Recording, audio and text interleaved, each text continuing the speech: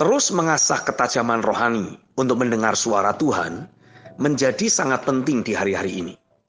Bukan hanya akan mengkondisikan diri kita jadi selalu menikmati anggur yang terbaik yang Bapa sediakan, seperti yang ditulis dalam Yohanes 2 ayat 1-10, ataupun mengalami promosi dan pembelaan atau penyertaan Tuhan secara nyata, seperti yang ditulis dalam Ulangan 28 ayat 1-14. Termasuk melangkah melakukan perkara-perkara besar bagi Tuhan, seperti yang ditulis dalam Matius 14 ayat 25-29 dan Yohanes 14 ayat yang ke-12. Tapi yang pasti, mentaati arahan atau tuntunan roh akan menempatkan kita untuk selalu berjalan di jalan-jalan Tuhan. Seperti yang ditulis dalam Kejadian 18 ayat yang ke-19, Keluaran 13 ayat 21-22, Ulangan pasal 5 ayat 33, dan Ulangan 8 ayat yang ke-6. Bahkan orang percaya di zaman gereja mula-mula, sebelum mereka semua disebut Kristen, mereka dipanggil dengan sebutan pengikut jalan Tuhan.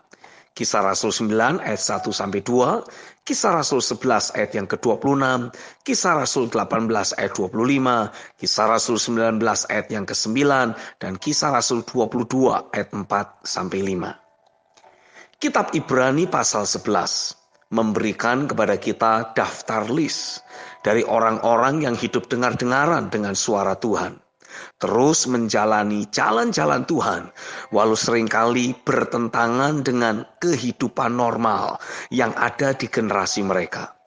Tapi itulah yang membuat mereka dikelompokkan sebagai para pahlawan iman. Misalkan, Habel telah belajar memberikan korban persembahan yang memperkenan hati Tuhan karena ia mengikuti suara hati nuraninya. Sedang Henok terus membangun persekutuan dengan Tuhan, hingga akhirnya ia diangkat ke sorga tanpa melewati kematian jasmania. Nuh dengan taat melakukan arahan yang Tuhan berikan untuk membangun bahtera, karena Tuhan menyatakan akan mengirim hujan dan banjir, sesuatu yang belum pernah terjadi di zamannya, yang tidak bisa betul-betul dipahami olehnya. Lalu Abraham melangkah menjawab panggilan Tuhan tanpa ia betul-betul memahami apa yang Tuhan maksudkan. Tapi keyakinan yang ia miliki terhadap Tuhan dan firman-Nya telah menjadikan dirinya mengalami proses pembentukan dan perubahan hidup yang memposisikannya untuk menjadi bapak atau cikal bakal dari orang-orang yang mengalami pembenaran karena percayanya. Pengalaman hidupnya yang tidak memiliki anak hingga masa tuanya telah menjadi suatu pelatihan rohani, hingga akhirnya ia menaklukkan kemustahilan dalam hidupnya ini, yaitu membuat janji firman menjadi realita dalam bentuk lahirnya sang anak perjanjian, Ishak. Karena keyakinannya pada janji Tuhan, pada kesetiaan Tuhan, ia bahkan rela untuk mempersembahkan Ishak sebagai korban bakaran. Belum lagi jika kita harus membahas tentang Gideon, Barak, Simson, Daud, Sadrak, Mesak ataupun Abednego. Kitab Ibrani 11 ayat 33-34 mencatat, yang karena iman telah menaklukkan kerajaan-kerajaan, mengamalkan kebenaran, memperoleh apa yang dijanjikan, menutup mulut singa-singa, memadamkan api yang dahsyat. Mereka telah luput dari mata pedang, telah beroleh kekuatan dalam kelemahan, telah menjadi kuat dalam peperangan, dan telah memukul mundur pasukan-pasukan tentara asing. Kekasih Tuhan, ada juga orang-orang percaya yang karena terus memegang dan mengikuti arahan suara Tuhan yang datang dalam hidupnya, mereka mengalami berbagai hal seperti yang ditulis dalam Ibrani 11 ayat 35-38. Firman Tuhan berkata, ibu-ibu telah menerima kembali orang-orangnya yang telah mati sebab dibangkitkan. Tetapi orang-orang lain membiarkan dirinya disiksa dan tidak mau menerima pembebasan supaya mereka beroleh kebangkitan yang lebih baik. Ada pula yang diejek dan didera, bahkan yang dibelenggu dan dipenjarakan.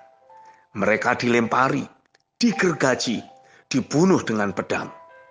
Mereka mengembara dengan berpakaian kulit domba dan kulit kambing, sambil menderita kekurangan, kesesakan, dan siksaan. Dunia ini tidak layak bagi mereka. Mereka mengembara di padang gurun dan di pegunungan, dalam gua-gua dan celah-celah gunung. Mereka telah menjadi tanda dan alamat bagi generasi mereka.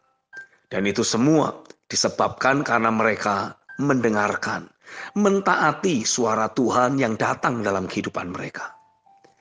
Daftar list dari para pahlawan iman tersebut masih belum lengkap. Karena belum tertulis ada namaku dan namamu di sana. Saya yakin Tuhan sedang terus memanggil umat pilihannya untuk sekali lagi dengar-dengaran dan taat pada setiap perjanjian maupun arahan yang Tuhan beri. Di setiap generasi, Tuhan akan selalu membangkitkan satu orang untuk bangkit di dalam roh dan menjadi saksinya. Tapi di generasi terakhir ini, Tuhan sedang membangkitkan sekelompok orang yang menyatu dengan Kristus untuk bangkit dalam kuasa rohnya dan menjadi saksinya. Pastikan engkau menjadi bagian dari kelompok orang yang sedang Dia bangkitkan. Amin.